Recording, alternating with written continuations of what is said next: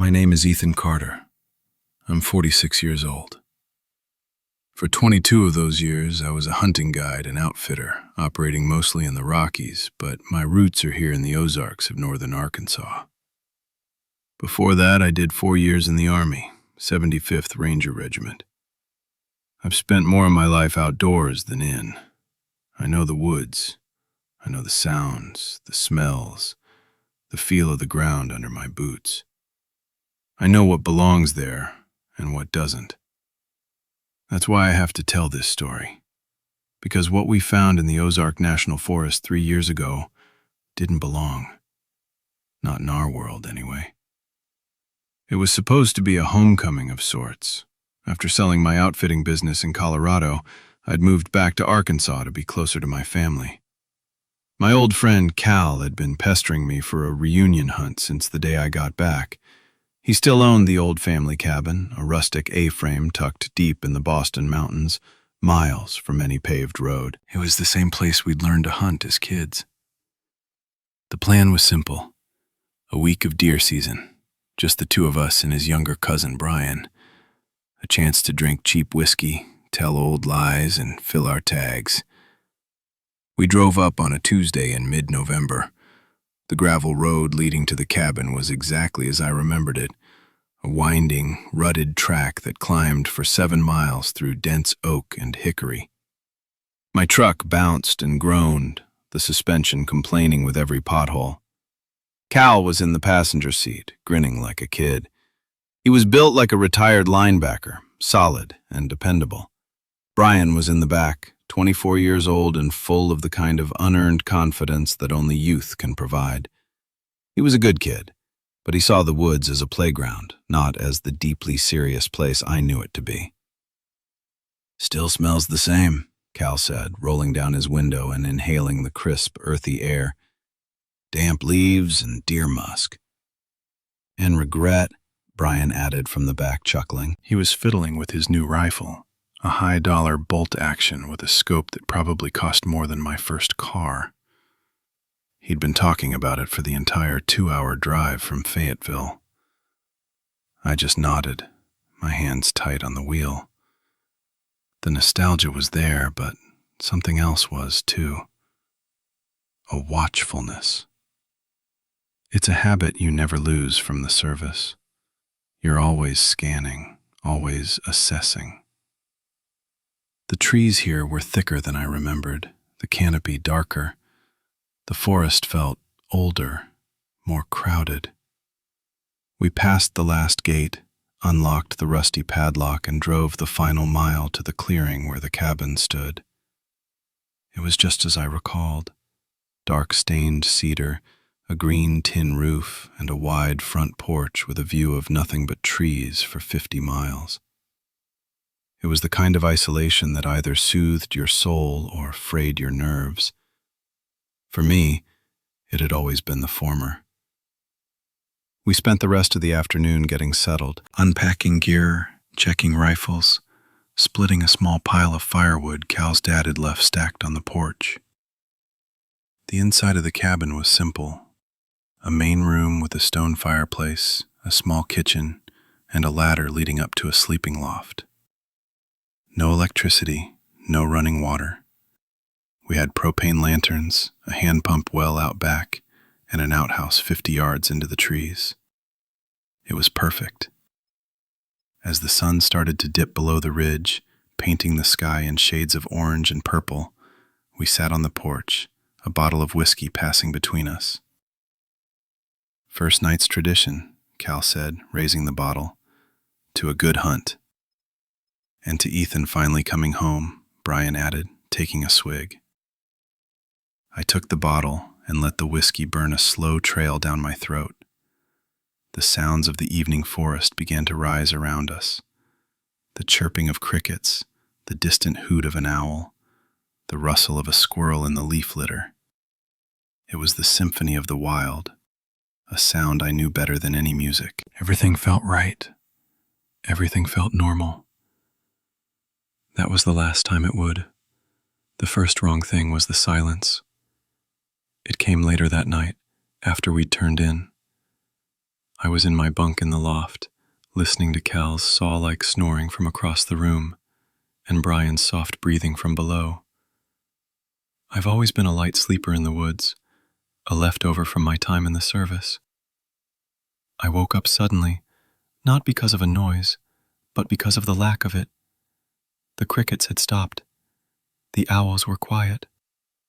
The entire forest, which had been alive with sound just hours before, had fallen completely, unnaturally silent.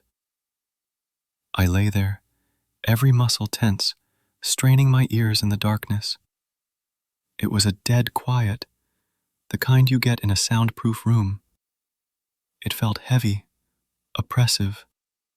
Even Cal's snoring seemed to have stopped. I held my breath, listening for anything. A twig snap, the wind. Nothing. It was the most profound silence I have ever experienced, and every instinct I had screamed that it was wrong. Silence in the woods doesn't mean peace.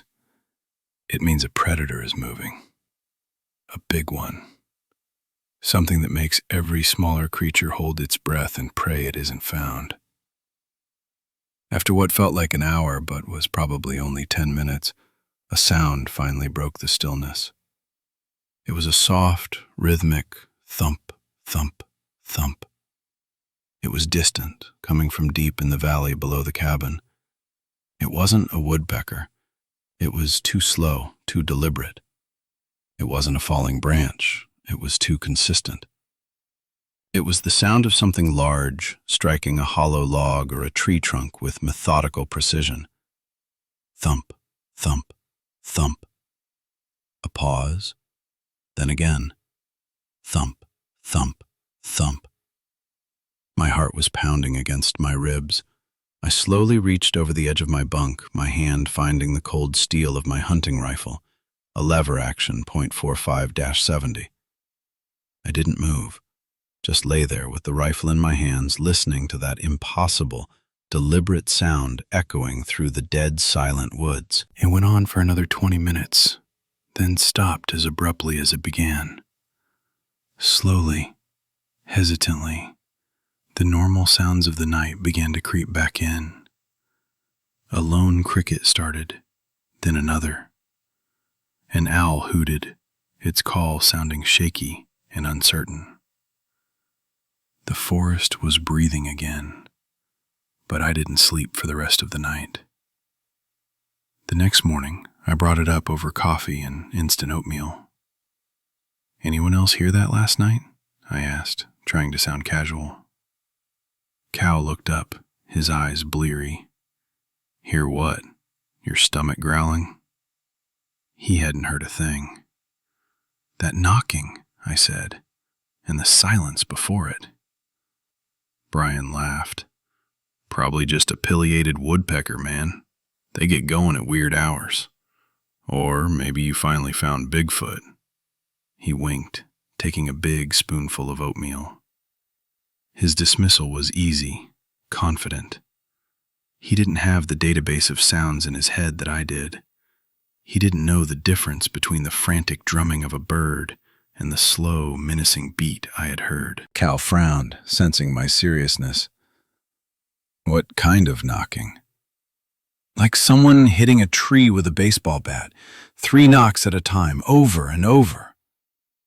He thought for a moment, rubbing his stubbled chin. "Probably just a branch knocking against a trunk in the wind. This old forest makes all kinds of weird noises.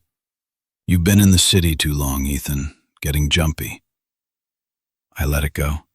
Maybe he was right. Maybe I was just overthinking it, my instincts on high alert after so much time away from the deep woods.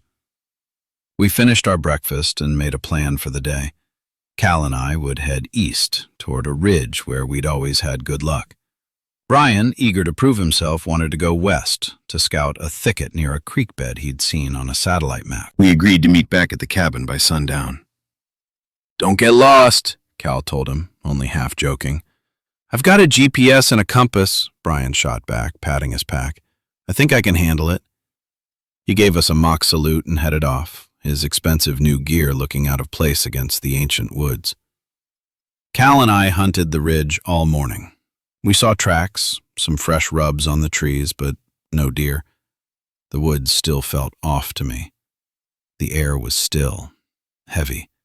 The usual chatter of squirrels was absent. Even the birds seemed muted.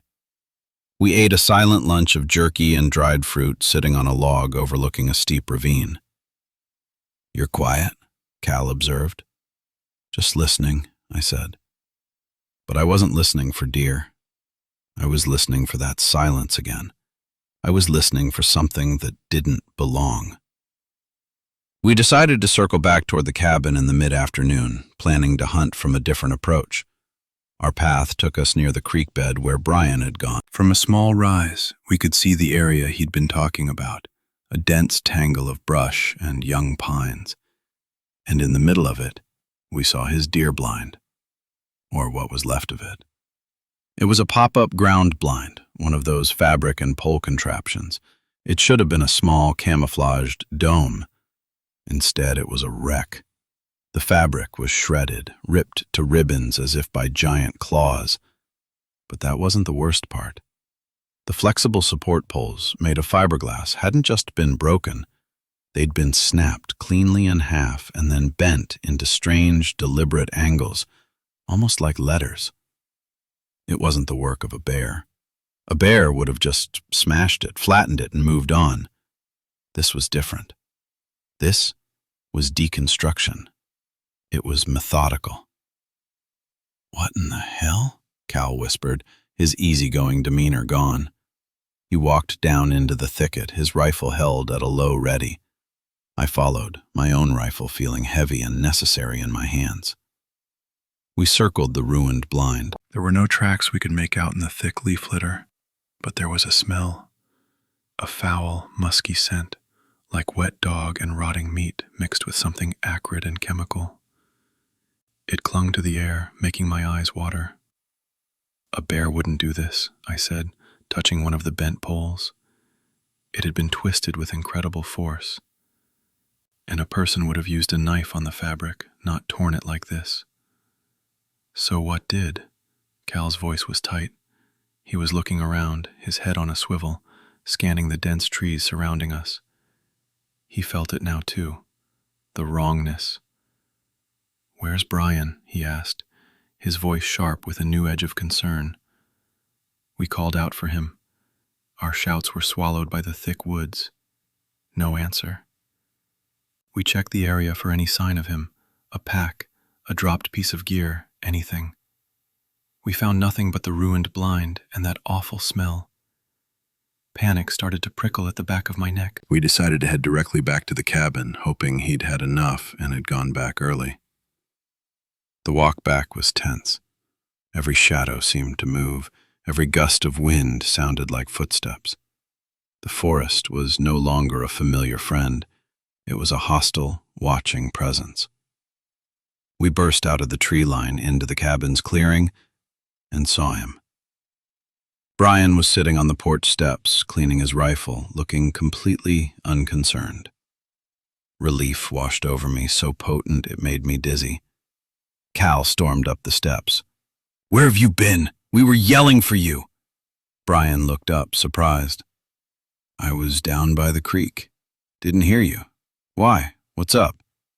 "What's up is something turned your blind into confetti," Cal said, throwing his hands up in frustration. "What happened?" Brian shrugged. "I don't know. I set it up, went to scout the other side of the creek for an hour, came back, and it was trashed. Figured it was a bear. A big one, maybe. I didn't want to stick around to meet it, so I came back here."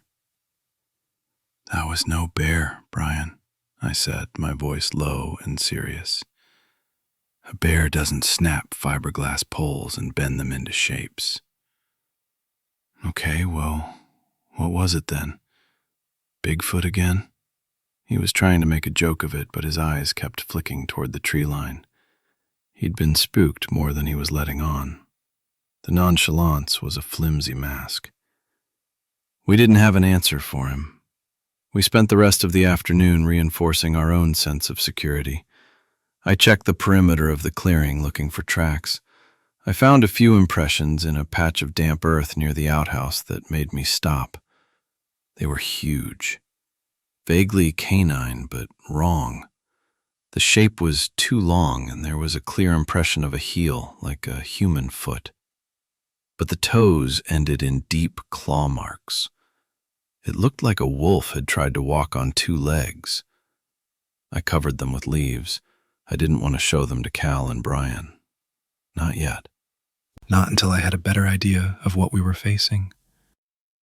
As dusk fell, we retreated inside the cabin.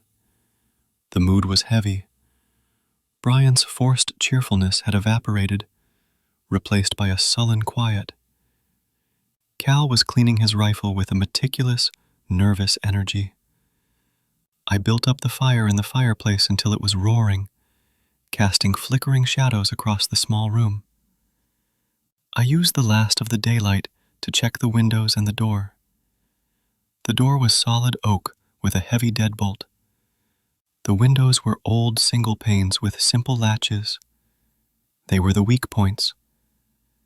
Night fell like a lead blanket. This time, there was no symphony of the woods, just that same profound, listening silence from the night before. We sat in the dim light of a single propane lantern, the only sounds the crackle of the fire and our own breathing. None of us wanted to admit how scared we were. Around 9 o'clock, it started. A soft scratching sound at the back wall of the cabin near the kitchen. Scrape, scrape, scrape. It was the sound of claws on wood. Brian jumped to his feet, his eyes wide. "What was that?" he whispered. "Stay quiet," I commanded, my voice barely a breath. I held up a hand, listening. The scraping stopped. A moment of silence, then a heavy thud against the same wall, as if something had leaned its full weight against it. The whole cabin seemed to groan. Cal grabbed his shotgun, the pump action making a loud, definitive shuck-shuck in the silent room. He moved to stand near the back window, peering into the inky blackness. I had my .45-70. Brian stood frozen in the middle of the room, his expensive rifle looking like a toy in his trembling hands. Then came a new sound, one that turned my blood to ice. A low, guttural sniffing right outside the front door. A wet, noisy inhalation followed by a huff of air that rattled the door in its frame. It was huge. Whatever was out there was massive, and it was smelling us. It was testing the cabin. A floorboard on the porch creaked. Then another. It was walking on the porch. The steps were heavy, but oddly paced. Not the 4-footed rhythm of a bear, but the 2-footed tread of a man. A very, very heavy man. Suddenly, the doorknob began to turn. Slowly, deliberately, back and forth. Jiggle, jiggle, jiggle. It was testing the lock. My mind refused to process it. A bear doesn't turn a doorknob. No animal I knew of did. This was intelligent. This was a thinking, problem-solving creature. Brian finally broke. "Oh, God," he whimpered. "What does it want?" "Shut up, Brian," Cal hissed, his face pale in the lantern light. The thing at the door gave up on the knob and slammed its body against the wood. The impact was like a car crash. The door frame splintered, the deadbolt holding but just barely.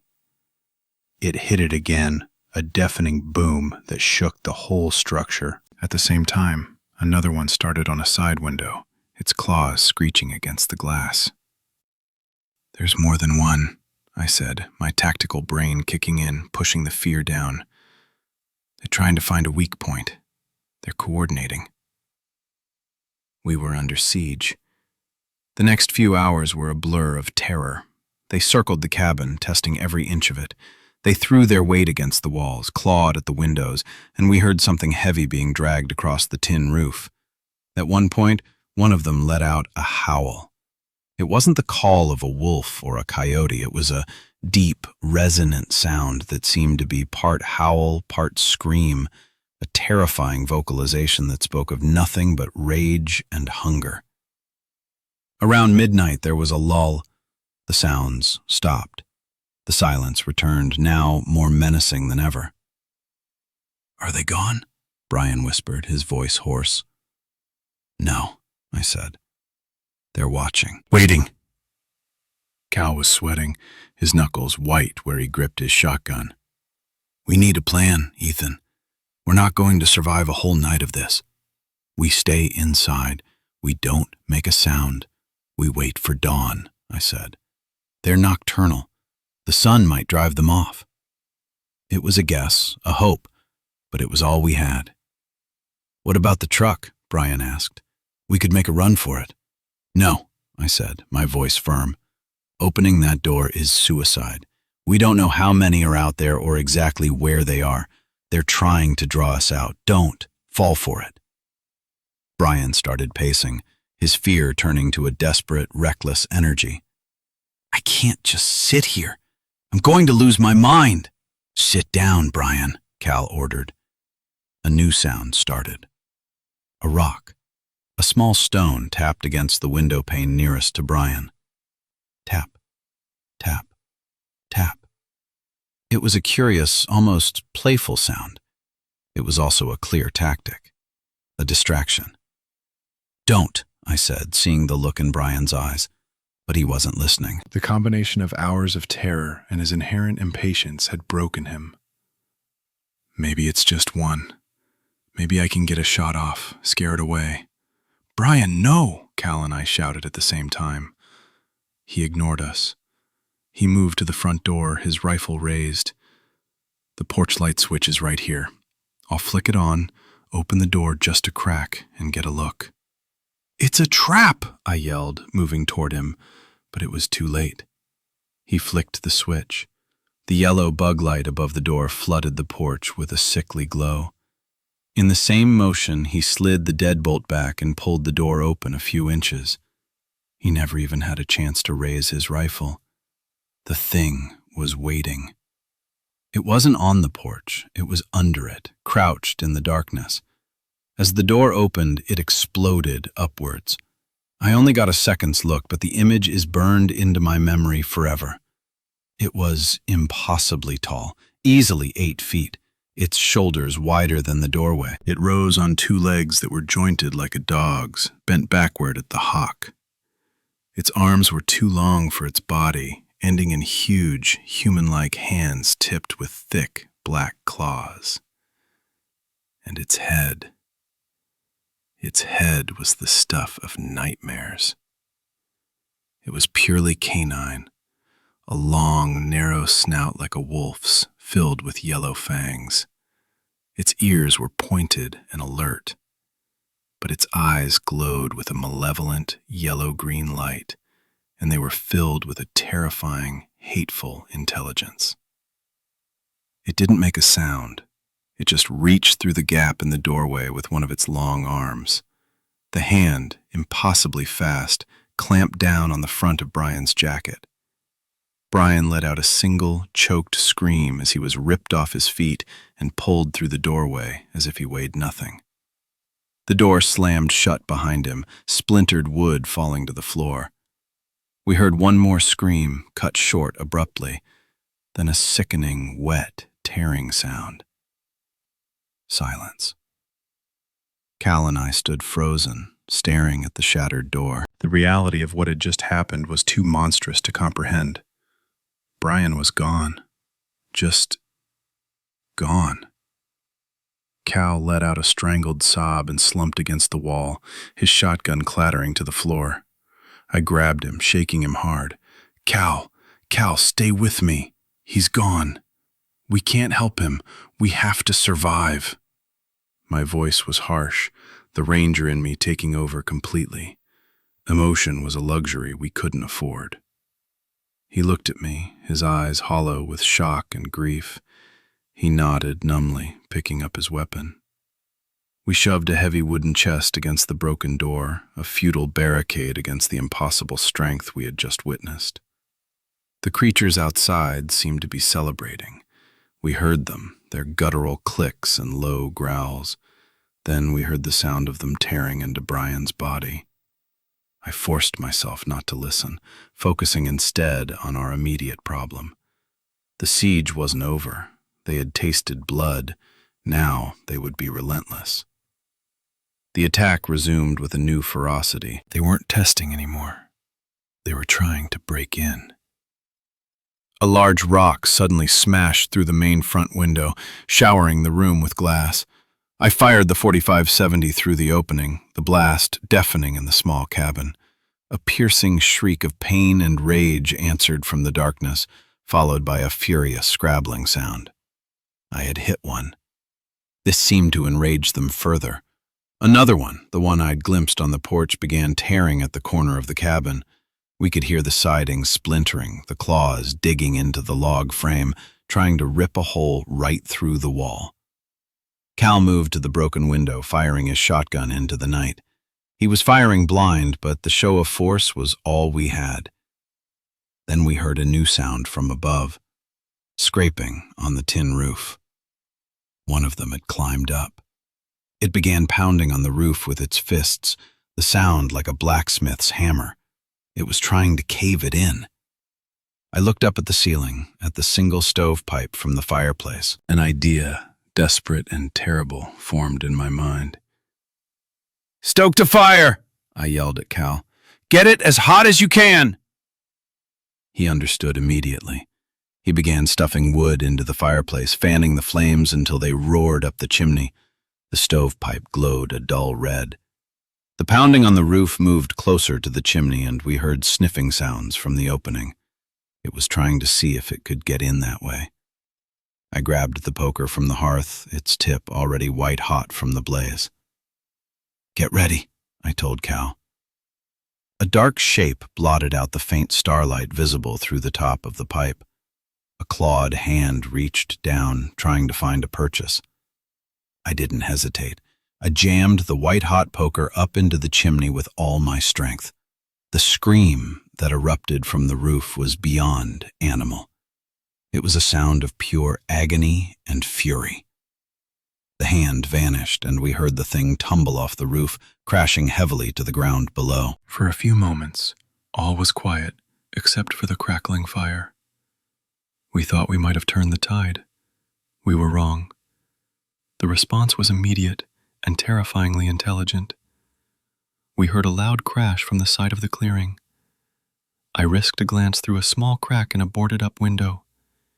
In the faint moonlight, I could see one of the creatures. It was standing by my truck. It was the massive one, the one that had taken Brian. As I watched, it plunged its hands into the engine compartment and, with a screech of tortured metal, ripped the entire battery out. It held it up for a moment, then threw it with incredible force into the woods. My blood ran cold. It knew. It knew the truck was our only way out, and it had just disabled it. This wasn't a mindless beast. This was a hunter, and it was systematically taking away all our options. They weren't just trying to kill us. They were trapping us. The rest of the night was a living hell. They threw rocks at the cabin, trying to break the remaining windows. They resumed their attempts to tear through the walls. We fired our weapons sparingly, conserving ammunition, only shooting when one of them made a direct attempt on a window or the door. We were exhausted, running on pure adrenaline and terror. The cabin was our tomb, and they were the undertakers. As the eastern sky began to lighten from black to a deep indigo, their assault became more frantic, more desperate. It confirmed my theory. The daylight was a threat to them. One of them, the one I had wounded earlier, made a final suicidal charge at the window Cal was guarding. It smashed through the remaining boards and glass, its long arm flailing wildly. Cal fired his shotgun point blank into its chest. The creature shrieked and fell back, but not before one of its claws raked across Cal's side, tearing through his jacket and shirt. He cried out and stumbled back, clutching his torso, blood already soaking through his fingers. "Cal!" I shouted, rushing to his side.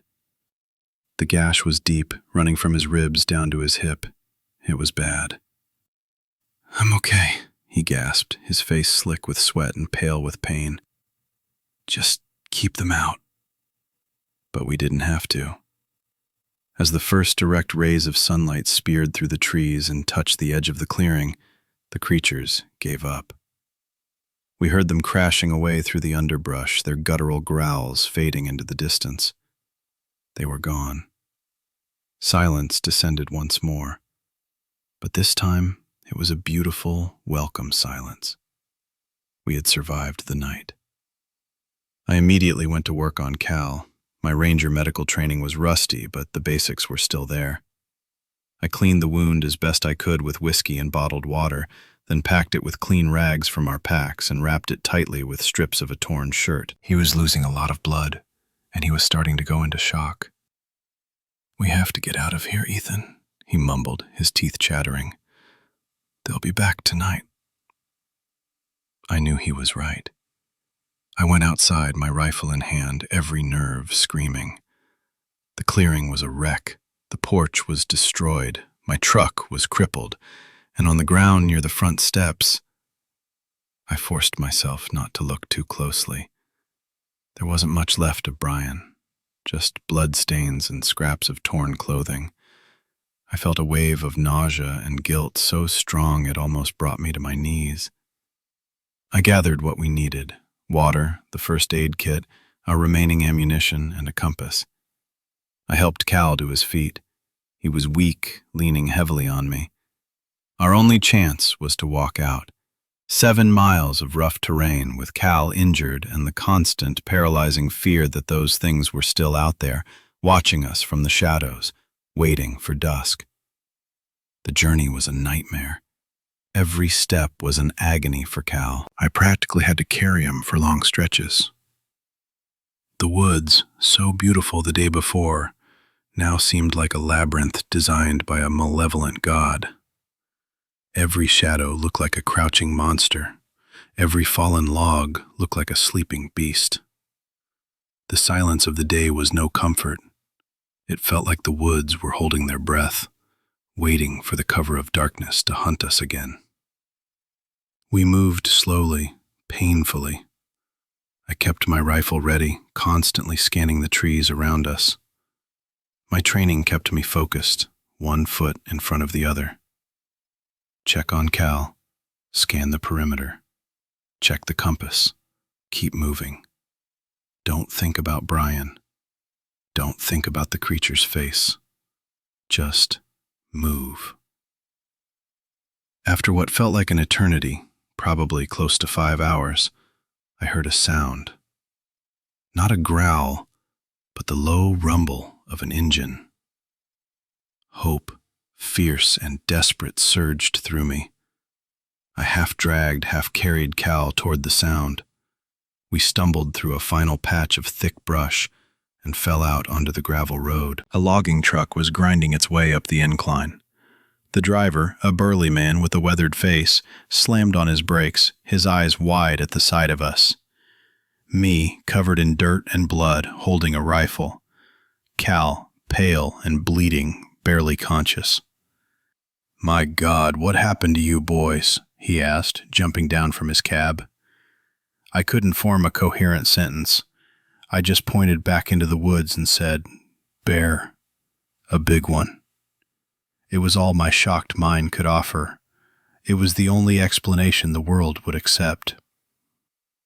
The logger got us into his truck and drove us down to the highway, where we finally got cell service. He called 911. The next few hours were a blur of paramedics, state troopers, and the inside of an ambulance. Cal was rushed into surgery. I was taken to a separate room where a county sheriff and a deputy waited to take my statement. "My name is Sheriff Thompson," This is Deputy Riley. We need you to tell us exactly what happened up there, Mr. Carter. The sheriff was a big man with a tired, patient face. I took a deep breath. I knew how it would sound. I knew they wouldn't believe me. But I owed it to Brian. I owed it to Cal. I told them everything. I started with the silence and the knocking. I told them about the trashed blind, the tracks, the siege on the cabin. I described the creatures, their size, their speed, their intelligence. I described how they took Brian. My voice was flat, reportorial. I stuck to the facts as I had witnessed them. When I was finished, the room was quiet. Sheriff Thompson just looked at me, his expression unreadable. Deputy Riley was scribbling furiously in his notepad, but he wouldn't meet my eyes. "Mr. Carter," the sheriff finally said, his voice gentle, like he was talking to a child. "You've been through a severe trauma. It's not uncommon for the mind to fill in the blanks when something terrible happens." "I'm not crazy," I said, my voice rising. "I was an Army Ranger. I know what a firefight is. I know what I saw." "A bear," the sheriff continued, as if I hadn't spoken. "A large, aggressive black bear, maybe more than one, can be very dangerous. They can be surprisingly clever. They can get into cabins, disable vehicles looking for food. The official report will likely state that your friend Brian was the victim of a bear attack, and that you and Mr. Jones were injured in the same incident." "It wasn't a bear," I repeated, my voice shaking with frustration and rage. "Did you hear my description? It had a wolf's head, and it walked on 2 legs. It ripped the battery out of my truck." The sheriff just nodded slowly. "We'll send a team up there in the morning. A game warden, a few deputies. We'll look for your friend. And we'll look for this bear." I knew it was useless. They had already made up their minds. My story was too monstrous, too far outside the realm of their experience. I was just another traumatized victim, my mind broken by the horror of seeing my friend killed by an ordinary animal. They left, leaving me alone in the sterile white room, isolated by a truth no one would ever believe. The official story was exactly what the sheriff said it would be. Brian's remains, what little they found of them, were attributed to bear predation. My truck was vandalized, probably by local meth heads who frequented the deep woods. Cal's injuries were consistent with a bear attack. Case closed. They never released the full report to me. They never called me for a follow-up. It was swept under the rug, another unfortunate wilderness accident. Cal survived the surgery. The claws had missed his major organs by less than an inch. He spent 2 weeks in the hospital. When he got out, we talked. He backed my story, every word of it. But he was Brian's family. His testimony was seen as colored by grief and trauma. They treated him with the same gentle, patronizing disbelief. After a while, we just stopped talking about it to anyone. It was our burden to carry alone. About a month after the incident, I got a phone call. It was an unlisted number. I answered, and a gravelly voice spoke. "Is this Ethan Carter?" "Who is this?" I asked. "Doesn't matter. I was there when you gave your statement. The old guy in the corner." I remembered him then. Deputy Riley, the one who wouldn't look at me.